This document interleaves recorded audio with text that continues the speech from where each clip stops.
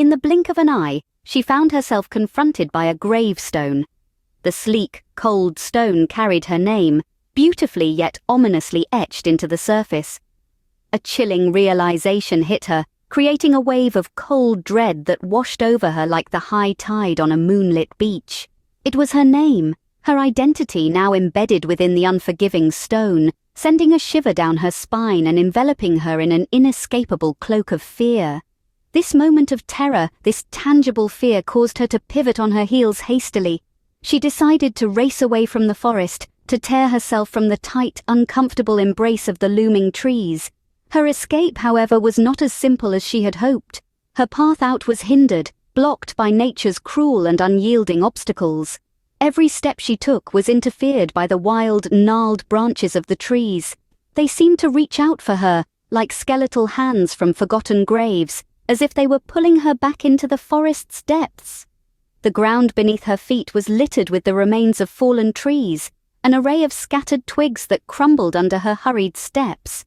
They formed an intricate labyrinth of natural debris, making her desperate escape enormous, life-threatening challenge. She stumbled on unseen obstacles, fell onto the cold, hard ground, bruising and scraping her knees. But each time she rose again, her spirit and determination unwavering. Her courage was like a beacon in the dark, guiding her through the terrifying darkness. Her home, her haven, was her only goal. Finally, after what seemed like an eternity, she arrived at her home. Her body was panting, chest heaving in desperate need of air. Her clothes were torn, skin scratched and bruised, but she was finally home.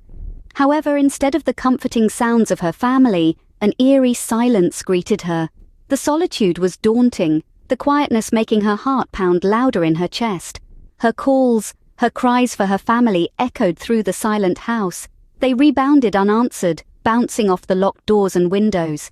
This feeling of isolation, of utter loneliness took hold of her, wrapping its icy fingers around her heart as she resigned herself to wait outside, her heart pounding in sync with the ticking clock. Suddenly the sound of footsteps from the woods mirrored her heartbeat. The noise grew louder, and with it, so did her fear. The unknown, once again, was her only companion.